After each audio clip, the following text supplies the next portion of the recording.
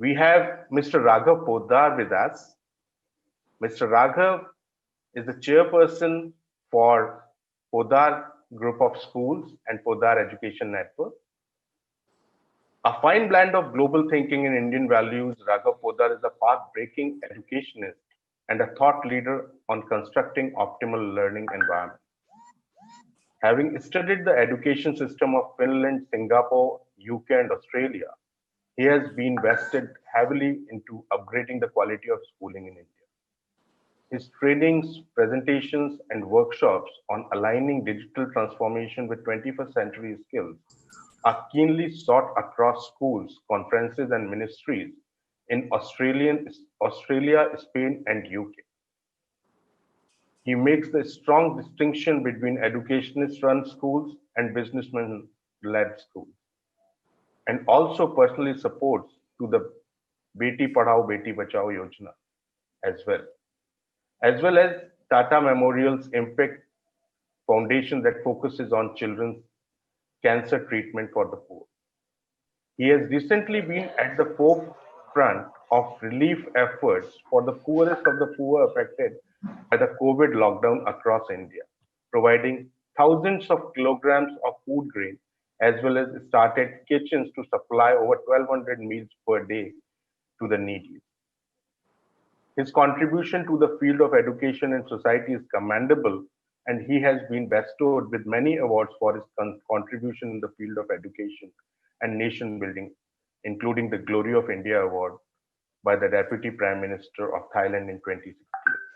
We welcome you, Mr. Poddar, and keen to listen to your views on new trends and modern approaches in education.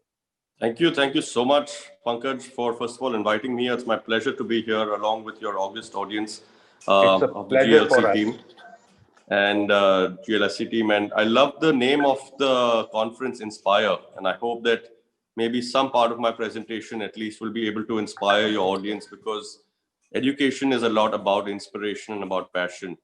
I always say that it's passion and not pedigree that's going to take us forward in the field of education. I hope I can inspire some of your education leaders who are going to be watching today.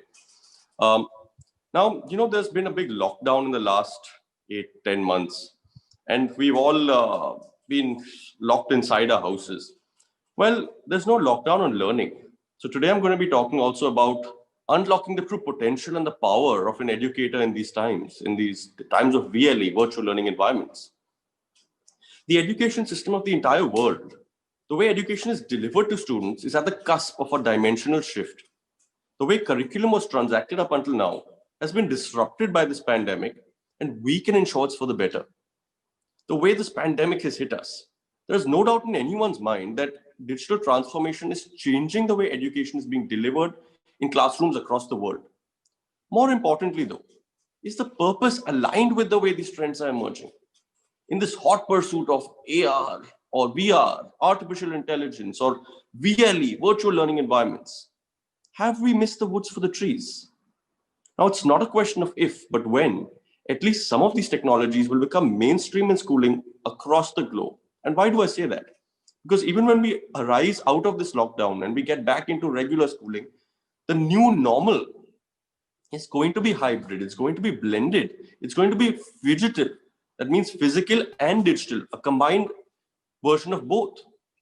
But the fundamental question still lies, are we serving the purpose of education, getting our children ready with the 21st century skills that they'll require, or are we just finding fancier ways of lesson delivery through e-pedagogues? Now, there's no better time than a crisis that forces us to grow and wakes us up from that slumber of rudimentary pedagogy. We can ill afford another education system that tests students in and prepares students for skills that they won't even require in their 21st century lives. This is a time of transition where those trends are still forming, where they're still evolving. And it is incumbent upon us, especially the education thought leaders and influencers, who have to shoulder this responsibility to steer this evolution of education in the direction which will truly benefit our students the most. Our posterity is going to look back at this time as one of those defining moments that comes once in centuries. And they're going to either thank us for the direction in which we took this evolution of education, or they're going to curse us for not rising up to the occasion when we had the opportunity. We're preparing our children for jobs that don't exist yet. They are going to be solving problems that we don't even know are problems yet by using technologies that haven't even been invented yet. We're preparing our children for lives 20, 30, 40 years from now when we don't know what the next 5 months are going to look like. So my appeal to all educators, rather than trying to pin down life into these boxes of certainty, we have to learn to embrace uncertainty. That's where the beauty of life lies. Now, educators, we all had these great plans. I was speaking to this one educator, top educationist from India, and he said, I can tell you in August 2022 what I've already planned for my children. Here's the calendar. Well, all those plans that we had have been washed away by this COVID crisis. This is the time to truly espouse, live, breathe, imbibe in our students those 21st century skills that we all once sagaciously foretold on the ramparts of the biggest education conclaves of the world. And what were those 21st century skills? Let's remind you. The ability to cope with limited resources, the ability to be agile, to be flexible, resilient, the skill of crisis management, to be self-reliant and independent, becoming a critical thinker, a problem solver. Which of these skills do our exams measure? Now, what are the latest buzzwords in education circles and education conferences across the world, the virtual conferences? Everyone's talking about Google Classroom or Zoom or Twidla, iDrew, quizzes, and now coding is the new fad. Everyone's running behind coding like as if coding is going to make you the next Steve Jobs or Bill Gates or something like that. And there are so many schools and government bodies that are overzealously chasing this technology in education. But is that where the focus should lie, where the spotlight should lie? In today's parlance, today's kids would say that, schools are getting into this out of FOMO. What is FOMO? Fear of missing out. Don't get into technology because everyone else is doing it and you have fear of missing out. Finland, now known to be one of the top performing education systems of the world, I've sat and studied their system of education many, many years, attended their B.Ed colleges and spoken to people, attended their classrooms, sat inside their staff rooms, met with the National Ministry of Education. I was talking to this one principal in a city called Jyväskylä in central Finland. And I asked him, why don't you guys have more edtech as compared to your European counterparts like UK and France and Germany and Spain? They use a lot more technology in education, yet y'all seem to do the best in PISA rankings, TIMSS rankings, and other reports. What's going on? How come you guys don't use so much of technology in education? And he told me quite frankly that, Raghav, why should I show my children the different kind of berries on a screen when I can just go outside and show them in real life? Now, while his point was limited, the message was loud and clear.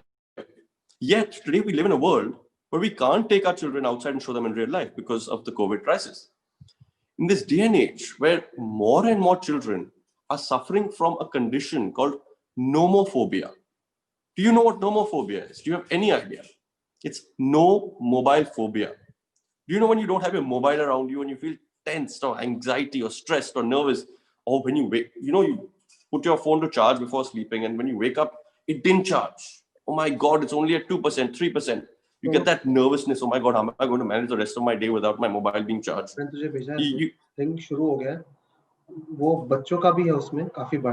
Sorry, I can hear someone's voice going on at the back. Yeah. So nomophobia. When you don't have your mobile around you, and well, all of you who grew up in the 70s, 80s, and 90s, we didn't have mobiles at that time anyways. We managed just fine. But anyways, nomophobia has become a condition. So in this day and age where children's virtual worlds are overshadowing the real worlds, we need to ensure that we don't lose the fundamental purpose of why we are going into the technology, not losing focus of its underlying purpose, that of adding value to the children. And you have to answer two most fundamental questions. What are those two questions? One, is the lesson delivery improving? Is the learning outcome being enhanced? If the answer is yes to both of them, then go ahead and invest in that technology in your education.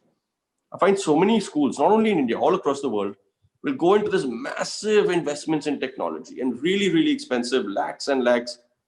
I'll tell you about an example. I was visiting a school outside of London in the county of Essex, and they had this millennial classroom. It was the best classroom one can see infrastructurally speaking. And you go there and there are big panels and you press a button and this panel on the head opens and ceiling. next level. Apparently, they spent like £1 million or some crazy amount on it and got a minister to come and cut the ribbon. Wonderful classroom. So I went and met the teachers and asked them, oh, you must be really proud of having such a great classroom. And they're like, yeah, well, we are. I'm like, how can you not be excited about it? How can you just be like, yeah, well, we are? And they're like, yeah, you know, when we got the classroom, it was really exciting for us because everyone wanted to be in there. But after that, we realized it's become a white elephant. What does that mean? It means that we don't have the infrastructure support to be able to handle that. The training wasn't good enough. The professional development wasn't good enough. The internet bandwidth wasn't good enough. If there's any small issue with the repair and maintenance, you can't call a regular carpenter or an electrician. It's too advanced for that. So now it's just become a thing where we can't make the best use of it. And we don't even know how to make the best use of it. You find this in so many schools across the world that best technology is invested in the classroom. The first 6 months is a honeymoon period where everyone's excited. And then it's just, they become fancy. These fancy technologies as hardwares become fancy pieces of furniture gathering dust. The key is that you have to build heuristic learning. It's called heutagogy. What is heuristic learning? Self-directed, self-owned, self-led learning. Now, to the teachers, to the principals watching, on virtual learning environments, how do you do this? Yes, we have interactive classes. We allow the children to type in their answers on the chat box on the side. Oh, you don't, oh, you allow them to even speak back. You allow them to answer back. That's great. But that's still not self-directed. That's teacher-led. I'm talking about heuristic, which has to be student-led. Allow the children to be the teacher in the class. Allow them to own the class. Let them be the architect of that lesson. And instill faith, belief, confidence in them and watch them bloom and watch them blossom. The highest form of learning that can happen is heuristic learning. Now, to all the educators watching here, most of you watching are going to be educators in some form or another.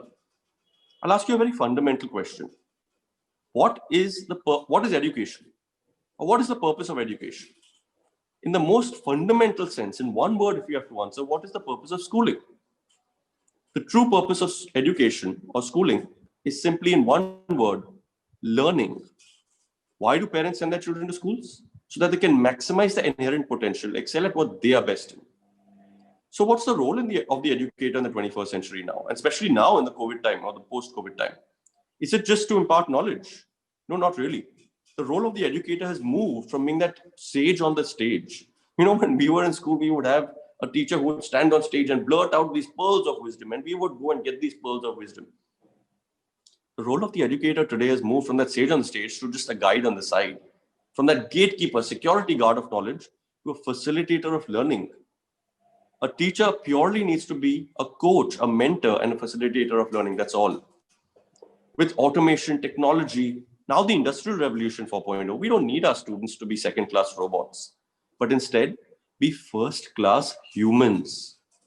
What are the traits that are inherent to humans that no technology can replace or do a better job of? We all know that technology can easily deliver content, but it's only a human teacher that can inspire, encourage, and spark that imagination, inquiry, and curiosity inside a child's brain. To the educators watching here, I want to ask you, what are endorphins?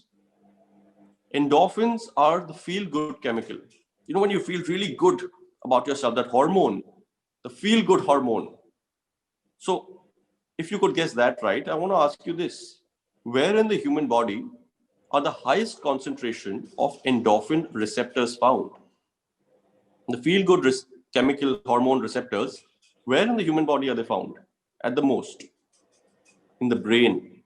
Which part of the brain? No, it's not the prefrontal cortex. It's not the cerebellum. It's the hippocampus. The hippocampus, in simple words, is the learning centers of our brains. What can you deduce from that statement? The highest concentration of the feel-good chemical, that's endorphin receptors, are found in the hippocampus, which is the learning centers of our brain. Our brains are hardwired to find joy in learning and to want to learn more. Now, how many of you watching here are mothers? To the mothers watching, did you ever teach your child how to grasp your finger? Or maybe how to crawl? Did you teach your child, okay, now put your left elbow in front, right knee in front, and move your hips ahead? You don't teach your child that. How do our children learn these things by themselves? Through self-directed exploration and play. The child's brain is learning these things by themselves. I'll tell you something off the topic a little bit.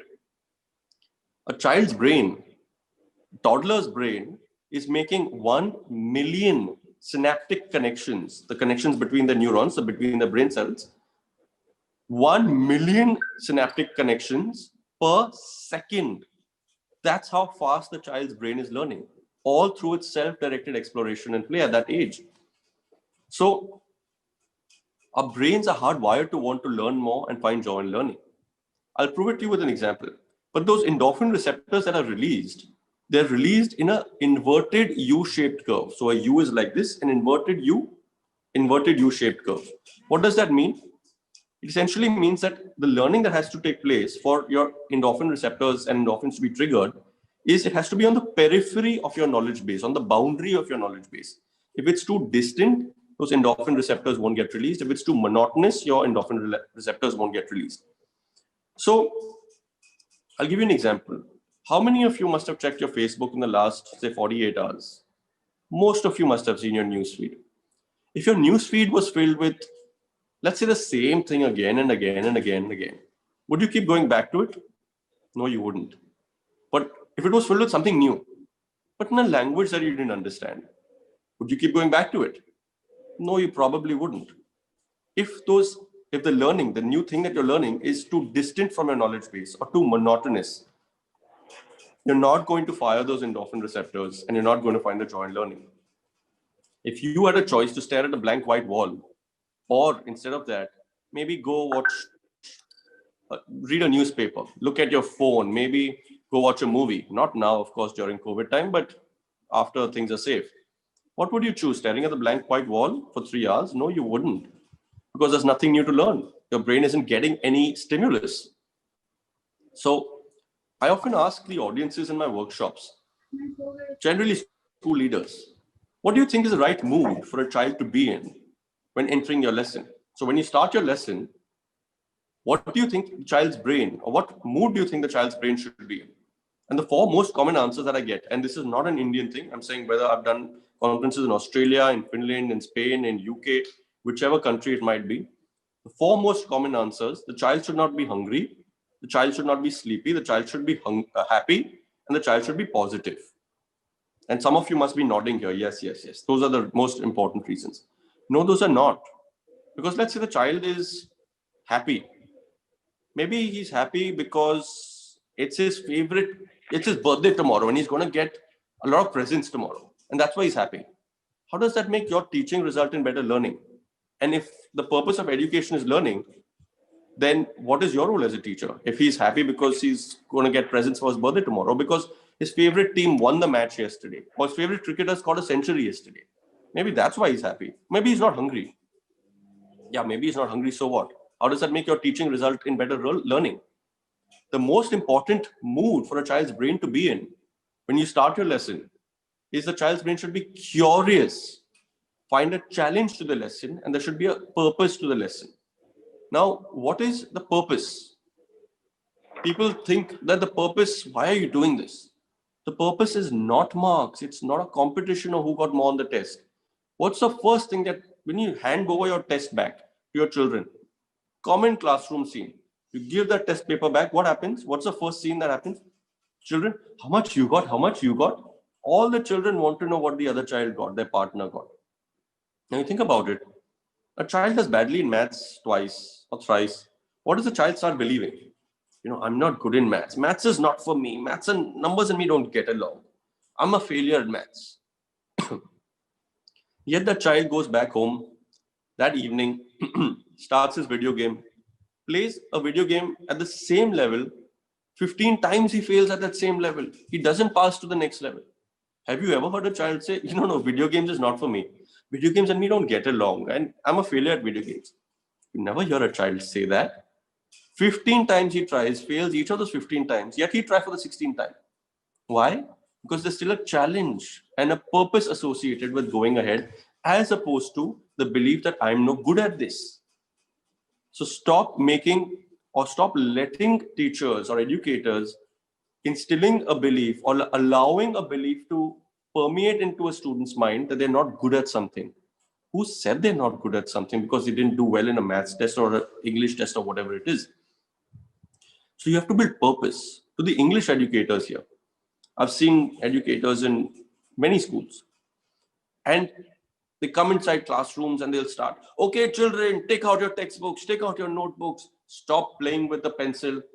You can sharpen your pencil later. Stop playing with the water bottle. You all too write. Okay, now today, children, I'm going to teach you how to write a 200-word essay. And for you, Pankaj, that is 3 pages long. And for you, Jaya, that is going to be 2 pages long because you write very small. Okay, children, open your books. Now, what purpose, what mood has that educator brought that child into that lesson? One of maybe anger, tension, fear, stress. Why is the child going to want to learn about your 200-word essay? That little child doesn't even know what essay means.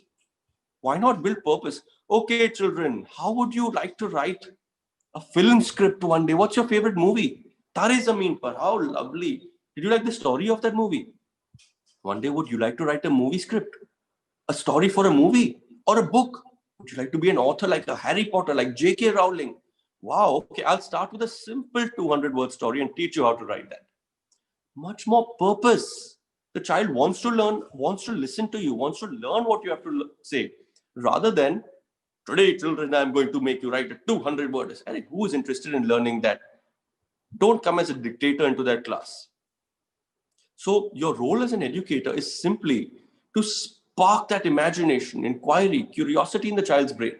Because once you do that, the learning will take place organically, naturally from children themselves. That heuristic learning that I said will start happening because our brains are hardwired to learn more. We are the most curious species that has ever existed on this planet. So to the educators, who are you talking to in your class? Are you talking to the child's eyes, nose, ears? No, you're talking to the child's brain. It's a connection between your brain and the child's brain. So you have to ensure that the child's brain is in the right mood before you start your lesson. A survey was done and children were asked and measured as to what percentage of students consciously enter the right mood before entering a sporting activity, doing an exam, or homework at home. Now, 90 to 100% of children consciously enter the right mood before a sporting activity. For an exam, that falls to 10 to 20%. For homework at home, 0 to 10%. What's the purpose of homework? So that they can reinforce the concepts that they were taught in school so that there's better brain absorption. And yet, how is homework made to be done? If you don't do your homework, I won't let you play. I will complain to your teacher if you don't do your homework. I'll complain to Papa, etc. Now, homework is not supposed to be a reward or a punishment. You're not going to achieve anything from that homework by making that the purpose of homework. Even if the child does it out of fear or respect for you, he's not going to gain much from it. It's going to be done in a perfunctory manner. So make sure your homework is actually useful to the student and they're doing it for the right reasons. Exam or test at school. What's the mood of a child before entering that exam hall? Miss, 2 minutes. I'm just finishing my last minute revision. I'm coming in. What is the child going to learn in those 2 minutes that he didn't learn in the last 2 weeks? Nothing new. But what the child is entered with is this massive dose of cortisol. Cortisol is the human body's reaction to stress, fear. That cortisol goes and floods the prefrontal cortex. Prefrontal cortex is basically what I call the CEO of your brain because it controls all the decision-making, executive functioning of our bodies. The child entering the exam hall with that dose of cortisol has reduced its own ability to perform at its best. That's not the way a child should be entering an exam hall. Instead, with confidence, self-belief, self-assured that I'm going to do well. That's how it has to enter the child. Now, what's the most favorite thing of our Asian education system, including India? What are we all chasing? Especially come Jan, Feb, March, that first quarter of the calendar year, everyone is going crazy just chasing one thing. What is that? Marks. Oh my God. Marks, tests, scores. Now, what are tests? Tests are meant to be diagnostic. They're meant to diagnose the strengths and the weaknesses of the child so that the teacher can adjust her lesson delivery accordingly. Yet tests have become a way to put a label on a student's forehead. Now, you go to a diagnostic lab and you get your blood test done, or you get this test, that test done, and you get your reports back. It's meant to diagnose what the strengths, weaknesses you have in your body, and then you can go and rectify them or work on them. You don't get a label on your student, on your own forehead that, oh my God, diabetes, or oh my God, cholesterol, or whatever it is. But yet, a child gets a label on their forehead saying that, oh, you got 99, genius. You got 80, good. 40, duffer. Who has given you the right to use words like that? Or unintelligent, stupid? Why? Who are you to say that the child's, what are those tests measuring? The ability of the child to memorize and regurgitate better? In the 21st century, how does it matter how much he can memorize and regurgitate? Even if a child can memorize really well and they can get, let's say, an encyclopedic memory, the next child already has Google on their fingertips, and with that access to limitless information.